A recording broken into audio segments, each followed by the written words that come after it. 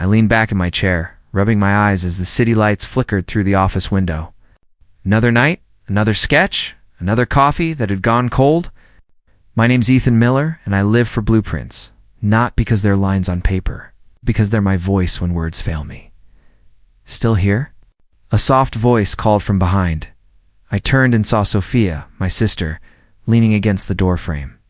She looked perfect as always, blazer sharp, smile sharper. "Yeah," I said, stretching. "Just finalizing the housing project. I think I finally cracked it." She stepped closer, heels clicking on the marble floor. "The one you've been obsessing over? Horizon something?" "Horizon Line," smiled faintly. "It's about rebuilding low-income spaces with dignity. Not just boxes stacked together, real homes." Sophia's eyes gleamed. "That's poetic. You really think the firm will pitch it for the national competition?" "I hope so," I said, flipping through my sketches. "It's everything I've worked for." She circled the table, looking at the drawings like a cat studying its prey. "You've changed the layout. Looks cleaner." "Yeah," I said proudly. "Integrated sunlight optimization. I even calculated cost efficiency for sustainable material use." "Wow," she murmured, tracing her manicured finger along the lines. "You've really poured your soul into this." "It's pretty much," I said with a tired laugh. "I haven't seen daylight in a week." Sophia grinned. "That's what ambition looks like." She lingered too long, maybe, before saying, "The firm presentation's next week. I could take a look at your final draft, just to make sure it aligns with corporate standards." I hesitated. "You mean, review it?" "Of course," she said smoothly. "Dad always said two Millers are better than one. I'll polish the pitch if needed. You deserve a fair shot." Her tone was honeyed, reassuring, warm, and yet something in her eyes flickered. I ignored it. She was my sister. "All right," I said, handing her the folder. "Just don't mess with my alignment grid," she laughed. "Relax, Ethan. I won't steal your thunder." I didn't know why she said that. Maybe because deep down, she knew I feared it. The next few nights blurred together. I'd catch Sophia glancing at me across the office, always with that unreadable smile. Our coworkers adored her, the confident, charismatic senior architect. Me, I was the quiet one in the corner. The guy with ideas. Sometimes she'd lean over my desk. "Ethan, maybe you should add a presentation slide about community impact. Investors eat that up." "That's a good idea," I'd admit. "And maybe," she'd add lightly, "you should trust me to handle the pitch if you get nervous. Public speaking isn't your thing." I chuckled, half embarrassed. "Yeah, maybe not. I'd probably choke halfway through." She laughed, patting my shoulder. "That's what I'm here for." And I believed her. Friday night I walked home through the drizzle, the weight of exhaustion replaced by quiet pride. For the first time, I felt like I'd built something that mattered, something with purpose. Mom called as I crossed the street. "Honey, your sister says you're working on something big." "Yeah," I said. "It's my best work." "She's so proud of you," Mom said warmly. "She says you'll make the family name shine." I smiled, not knowing how ironic that would sound later at home. I placed my final printed draft on the desk. Next to a note, "Final Horizon Line." Sophia had promised to review it in the morning before submission. I looked at it one last time, tracing the lines of my design with my fingers. The culmination of years of sleepless nights and forgotten weekends. It wasn't just a project. It was me. I turned off the lamp, whispering to myself, "Tomorrow's the day." As I closed the door behind me, I glanced once more at the folder sitting neatly on the desk, completely unaware that I had just handed away everything I'd ever worked for. And in the silence of that dim apartment, a single thought echoed in my head. I never imagined that trust would be my biggest mistake. The sun hadn't even risen when I woke to silence. Sophia's bed was empty, her car keys gone. She never left this early. My stomach twisted, but I brushed it off. Maybe she wanted to get to the office before the meeting. By the time I reached Urban Vision Design Group, the lobby was buzzing. Cameras, reporters, staff whispering. Then I saw it projected across the big digital screen. Presentation by Sophia Miller, Project Horizon Line. I stopped breathing. My folder, my title, my dream. Wait, I muttered, stepping closer. That's mine. Hey, Ethan, Lucas called from behind me. You ready to see your sister make history? My sister? My voice cracked. That's my design. He frowned. What do you mean? But before I could answer, the lights dimmed and applause erupted. Sophia walked onto the stage, confident, polished, holding my blueprints. Good morning, everyone, she said into the mic, smiling like she was born for the spotlight. Today, I present my concept, Horizon Line, a project that redefines urban housing. I stared at her, my pulse hammering. Every slide, every sketch, every line, mine. Beside me, Mark Rivers leaned forward, whispering, "Didn't you?" "Yeah," I said, through clenched teeth. "That's my work." He looked uneasy. "Ethan, we'll talk after." Sophia's voice carried across the hall. This project isn't just architecture. It's empathy and structure, the belief that design can heal communities. My words. She was using my words. The audience erupted into applause. David Kane, our CEO, stood and shook her hand. Outstanding, Sophia. Truly remarkable. You've given us something visionary. I could barely stand. The clapping around me blurred into noise. When it ended, I cornered her backstage. My voice came out raw. What the hell was that? She turned slowly, still smiling. You saw the crowd, Ethan. They loved it. That was my project. I shouted. Every drawing, every idea, your name wasn't on the file. Her tone was calm, almost bored. I gave it to you to review. Review, present. What's the difference? She said, tilting her head. You never step up anyway. You freeze when it matters. I didn't steal it. I saved it. I felt my throat close. You took everything I worked for. She leaned in close. Ethan, you've always been the background. This time, it's my turn. I stared at her, searching for the sister I thought I knew. All I saw was ambition, cold and perfect. Mark approached cautiously. Everything all right? Ask her, I said bitterly. Sophia turned to him, instantly charming. Ethan's just emotional. You know how he gets. He hesitated, then nodded slowly. Sophia, the presentation was impressive. Her smile widened. Thank you, Mark. I wanted to scream, but what good would it do? Around here, perception was truth, and she owned the narrative. Hours later, I sat in my cubicle, staring at my empty desk. No one looked at me. They were all congratulating her. Linda from PR walked by and said, Ethan, you must be so proud of your sister. Yeah, I whispered. Proud. That word felt like acid. Mark stopped by briefly, lowering his voice. Listen, I don't know what happened. If you've got proof I don't, I cut him off. She covered everything. Digital files, timestamps. It's all in her name, he sighed.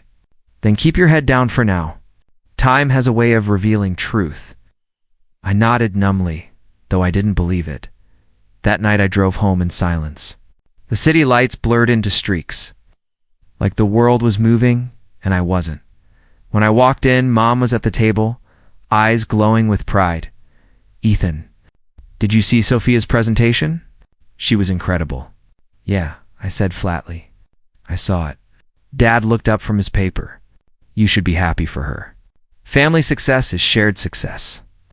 She stole my work, I said quietly. Mom frowned. Ethan, don't start drama. She's your sister. Exactly, Dad said. Let it go. You'll get your chance. Stared at them, disbelief hollowing me out. You don't believe me? Sweetheart, Mom said softly. Sophia's always been driven. Maybe you misunderstood.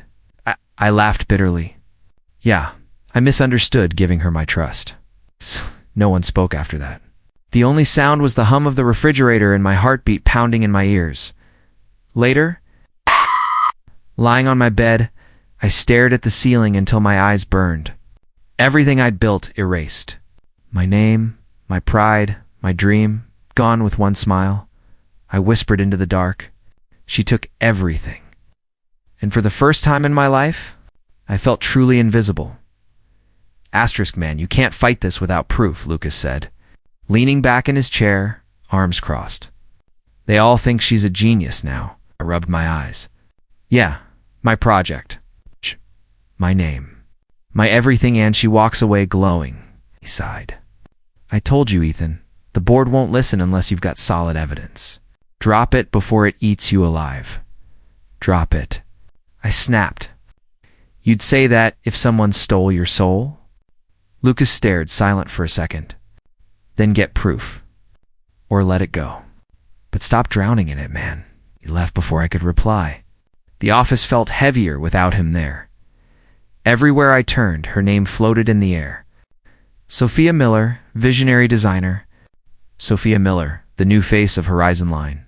Posters, newsletters, even the firm's homepage. My work, my ideas, painted in her smile. Morning, Ethan, Linda said one day, barely glancing at me. Need you to fetch the client renderings for Sophia's team. I frowned. I'm not on Sophia's team. You are now. Temporarily. She's leading the next phase. Try to keep up. The smirk she gave me made my blood burn. I took the files silently, days blurred. Weeks melted into routine humiliation. Sophia strutted through meetings, basking in applause, pretending I didn't exist. Every word she spoke echoed my ideas twisted into her narrative. I stopped eating lunch with the others. I couldn't stand the laughter, the praise, the lies. My desk became my world screens, glowing deep into midnight as I scoured through every backup, every draft, every timestamp I could find. Come on, I muttered to myself, opening folder after folder. There has to be something she missed. Clean, perfect, erased.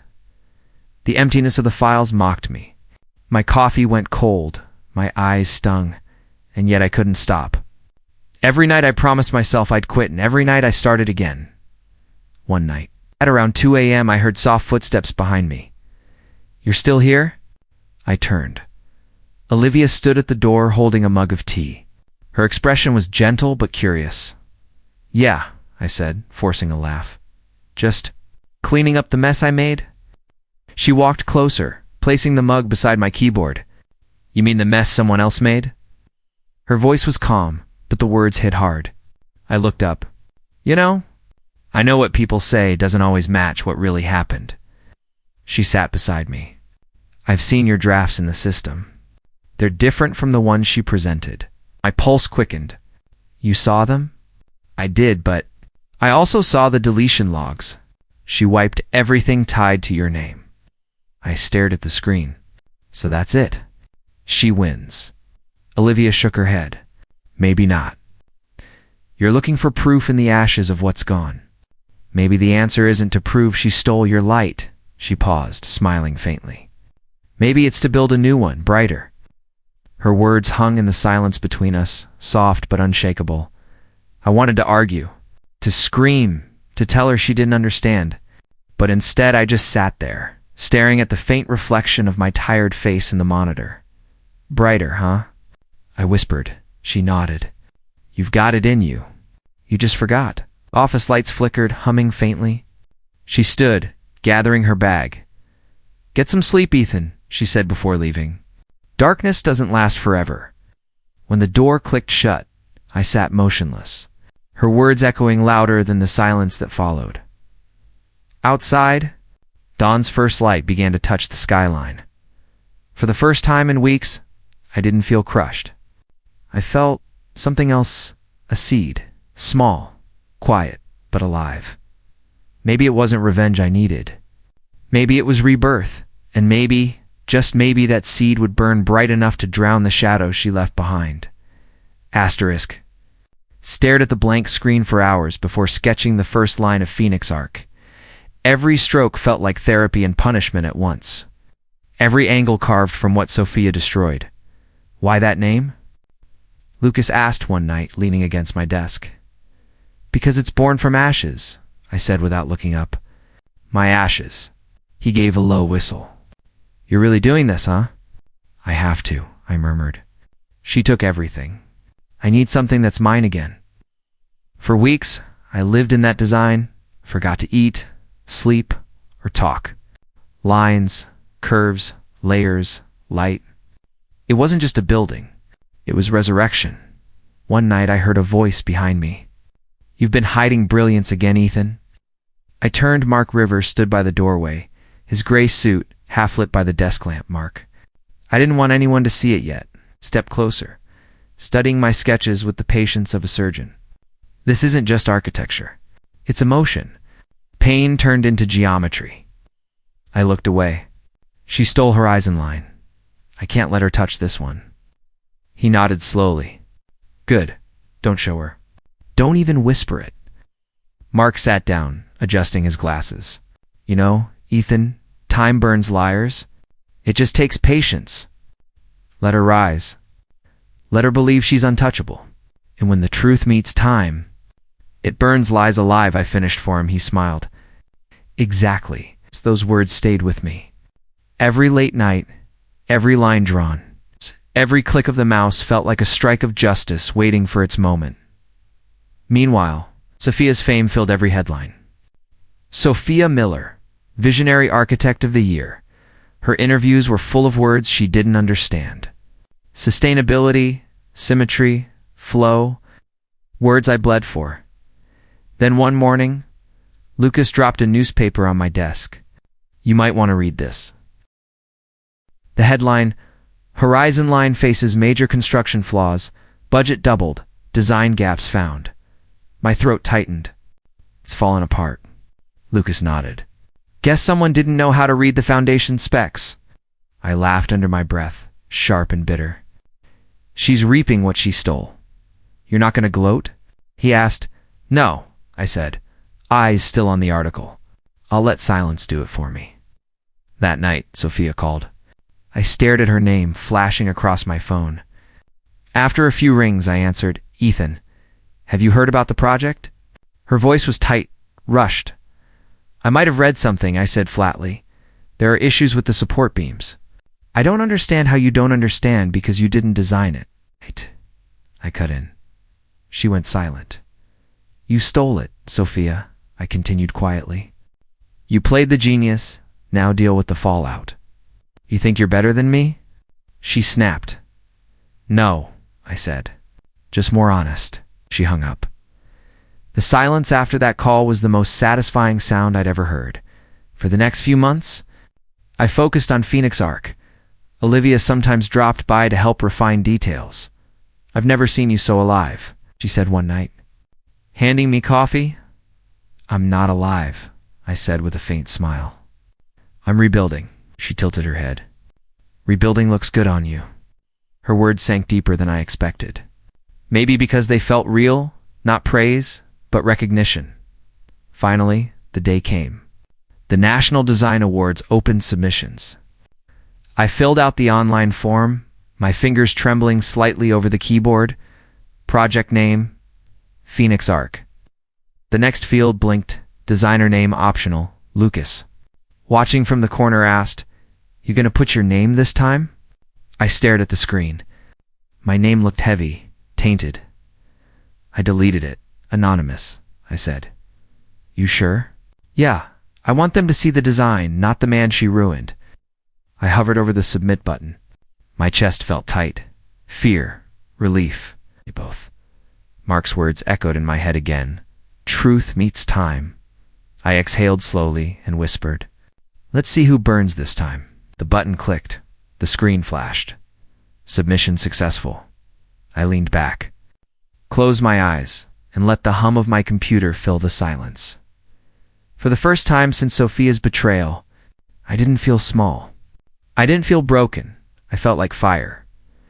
Asterisk, a year passed like smoke. By then, Sophia's name didn't shine anymore.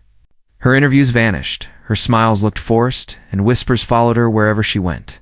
I didn't need to say a word. Karma was already speaking for me.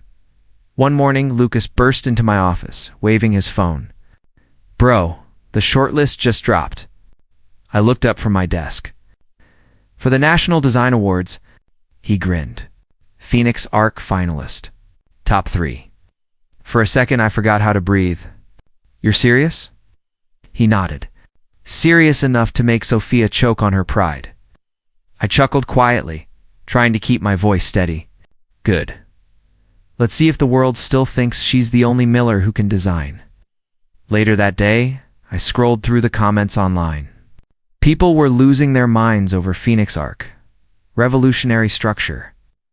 Whoever designed this understands light and emotion. Anonymous genius is this, the future of architecture. Then I saw Sophia's post. Whoever did this clearly studied my style, she wrote. Imitation is the highest form of flattery. I almost laughed. You still don't get it, I muttered. Olivia peeked into my office. You saw it? Yeah, I said, showing her the screen. She thinks I copied her. Again, Olivia smirked. That's poetic. I leaned back. It's almost sad. Almost, she said softly. But you earned this. Let karma do her thing. That evening, I got a call from Mark. His calm, steady voice filled the line. They want you at the final presentation. The board's requesting all finalists to appear in person. My heart skipped. You think it's time? He paused. You've built your silence carefully, Ethan, but the truth deserves a voice. Don't hide behind anonymity anymore. I hesitated. She'll be there. I know, he said. That's why you should be too. The day of the award ceremony arrived with sharp nerves and restless air. The hall glittered with reporters, investors, and designers. Sophia was already there, dressed in silver, surrounded by cameras. When she spotted me, her expression flickered surprise. Then mockery, Ethan, she said sweetly. Didn't expect to see you here? Supporting someone else's work? Something like that, I replied, keeping my tone light. She smiled like she still owned the room. You must have seen that Phoenix Arc thing everyone's talking about. It's nice, but it feels familiar, I said. Almost like something reborn. She frowned, not catching on. Well, whoever it is, they'll never last long. Real talent isn't about one lucky design. No, it's about truth surviving lies. The host's voice boomed from the stage. Ladies and gentlemen, the final presentation, Phoenix Arc. I stood, walked to the podium, and felt hundreds of eyes turn toward me. My heartbeat thundered, but my voice stayed calm. I'm Ethan Miller, I began. In Phoenix Arc is my design. The hall fell silent, a silence so thick I could hear the air shift. Sophia's jaw tightened. She froze, blinking like she'd seen a ghost. Reporters started whispering. Cameras flashed. Mark gave a proud nod from the front row. Olivia covered her smile with her hand, her eyes bright. Sophia stood abruptly. That's impossible, she said aloud. You can't be the one behind this. I looked right at her. I was behind Horizon Line 2, remember? The audience gasped. I continued, steady. You once told me I belonged in the background. Maybe you were right, because light looks brighter when it steps out of shadow. She sank back into her seat, pale and trembling. The host cleared his throat awkwardly. Well, ladies and gentlemen, our winner, Ethan Miller, for Phoenix Arc. Applause erupted. Not the polite kind, but the kind that shakes a room. I stepped forward to accept the award. For a brief second, I glanced at Sophia. Her eyes met mine wide, hollow, defeated, and in that look, I saw everything. Fear, regret, and the weight of truth finally finding her as I held the trophy. I whispered to myself for the first time. She sees me not as her brother, but as the man she tried to erase. And this time, I didn't need revenge. The truth had already done it for me. Asterisk, the world flipped in a single night. One headline changed everything. Architect Sophia Miller exposed brother's work stolen for years. Lucas called before sunrise. You seeing this? You're trending, man. I rubbed my eyes. Trending for what? He laughed. For being the ghost behind Horizon Line? Some reporter found old drafts with your name in the metadata. It's all over the internet. I sat up, my chest tight. You're serious? Has a heart attack? She's finished, bro. Everyone's tearing her apart. My phone buzzed nonstop. Notifications, emails, interviews. The same world that once ignored me was now shouting my name. By noon, the news channels were running live segments. Sophia's old interviews played beside proof of my files. Then came her press conference. I stood in my office, watching her on the big screen. Sophia sat under harsh lights, voice trembling. "I made mistakes," she said, forcing tears. "I was under pressure. I should have credited my team, especially my brother." Crocodile tears, Lucas muttered beside me. "You hearing this?" I didn't answer. I just stared at her. Every fake tear, every shaky word felt like an echo of the night she stole from me. Olivia walked in quietly and placed a cup of coffee in front of me. "You should feel proud," she said softly. "I should," I admitted. "But it doesn't feel like victory. It feels heavy." She leaned on the desk. "Because you never wanted revenge. You just wanted to be seen." I nodded slowly. "Yeah, and now everyone sees too much." The next morning, my inbox was a storm. Invitations from magazines, job offers from international firms, requests for interviews. Mark called that afternoon. "You've handled this with grace, Ethan. Most people would have shouted from rooftops." "I'm tired of shouting," I said. "Silence got me here," he chuckled. "Then let silence carry you forward too." But before moving forward, I needed to close a door that had been open too long. That evening, I drove to my parents' house. The porch light glowed faintly. My mother opened the door with a nervous smile. "Ethan, we saw the news." "I figured," I said, stepping inside. The house smelled the same warm wood, old comfort, and guilt. Dad sat on the couch, watching another rerun of Sophia's apology tour. The volume was low, but her words filled the room. "I just want to make things right." I turned off the TV. "You told me to let it go," I said quietly. "So I did, and it came back on its own." Mom looked down, wringing her hands. "We just wanted peace, Ethan," I know I said. "But peace doesn't come from pretending nothing happened." Dad sighed. "We didn't want to believe she'd do something like that." "I didn't want to either," I replied. "But she did, and now the world knows." The silence that followed was thick, almost suffocating. Finally, Mom whispered, "We're proud of you." I nodded. "I didn't do it to make you proud." From upstairs, I heard a door creak, a soft sob. "Sophia," I didn't move toward it. I didn't need to. She'd built her tower on my work, and it had finally collapsed. Outside, Olivia waited by the car. When I stepped out, she gave me a small smile. "How'd it go?" "They didn't have much to say," I replied. "That's okay," she said. "Sometimes silence is their apology." I looked at her, the fading sun reflecting in her eyes. "You've been here through all of it." "Why?" She shrugged lightly. "Because you didn't need revenge, Ethan. You just needed time." I exhaled, the weight finally lifting.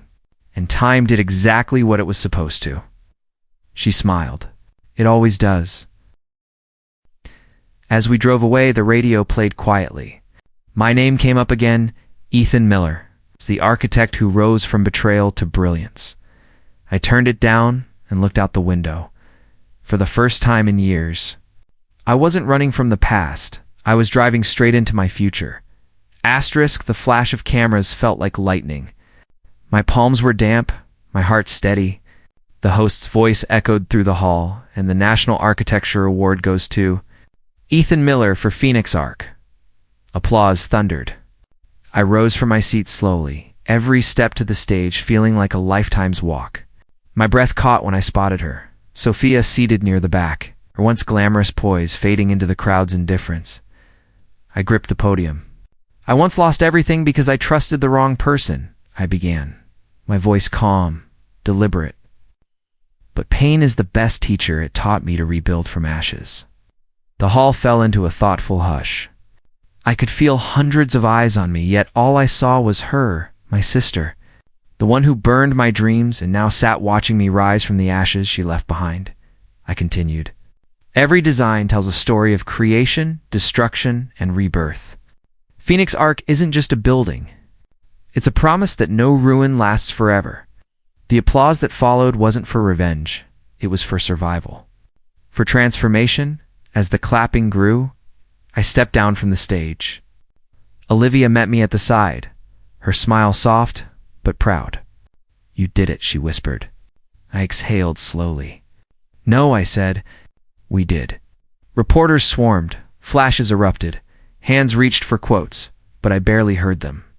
My gaze found Sophia again.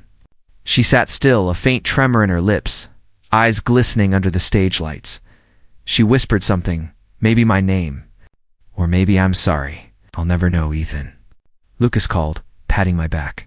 "Speech of the year, man. Guess all those late nights paid off," I said, forcing a smile.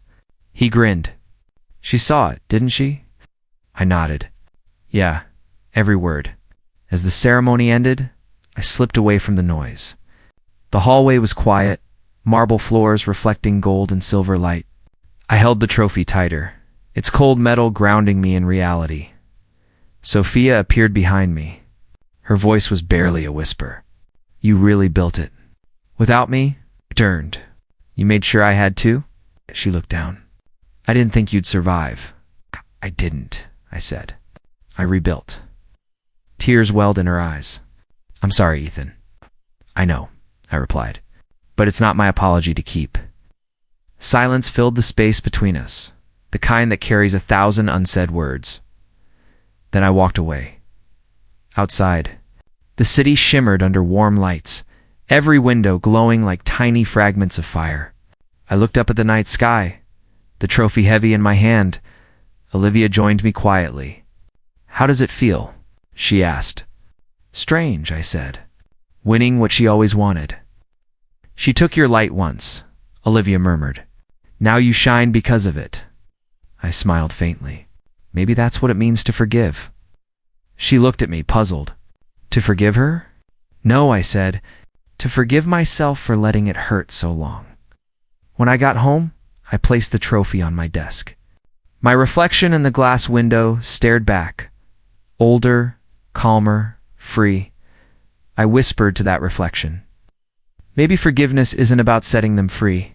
It's about setting myself free." The city lights flickered below. And for the first time in years, I felt peace, not the silence of defeat, but the stillness that comes after the storm. Morning. "Boss," Lucas grinned as I walked into the new studio. The glass door still gleamed with the words "Horizon Reborn." "It still feels strange hearing that," I said, setting my coffee down. "Same word that once broke me." "Now it builds you," Olivia replied, arranging sketches on the table. Her tone carried that quiet confidence I'd come to rely on. Mark looked up from the drafting board. "Pain's a fine foundation, Ethan, as long as you build upward from it." I smiled faintly. "Guess we're doing just that." The studio buzzed with light, clean desks, white walls, and a soft hum of hope. Every stroke of graphite on paper felt like healing.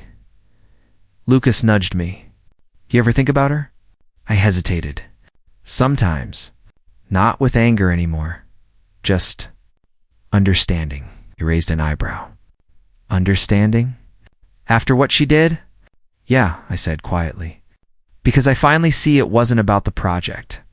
It was about fear." Olivia turned toward me. "You got something in the mail?" I frowned. "Mail." She handed me a white envelope, my name written in Sophia's looping handwriting. I stared at it for a long time before opening it. The paper trembled in my hands. Her words were short, raw. I was wrong.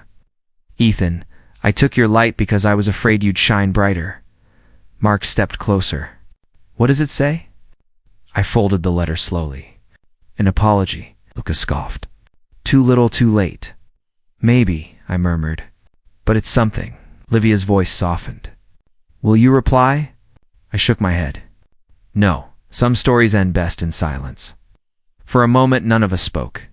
The sunlight spilled across the room, touching the blueprints, the glass walls, the new dreams rising among us. Mark broke the silence. "So, what's next for Horizon Reborn?" I glanced at the latest model on the table, a sleek structure shaped like rising wings. "We build something honest? Something that stands for second chances." Luke smiled. "A new horizon." "Exactly," I said. "The one we make ourselves." As they went back to work, I slipped Sophia's letter into my drawer, not out of sentiment, but remembrance. Proof that the scars didn't own me anymore. I stood by the window, watching sunlight pour through the glass, turning the room gold. The pain, the betrayal, the lessons, all of it had led here. I whispered to myself. The words steady, calm, final. Some people steal your work. Some steal your heart. But no one can steal your destiny.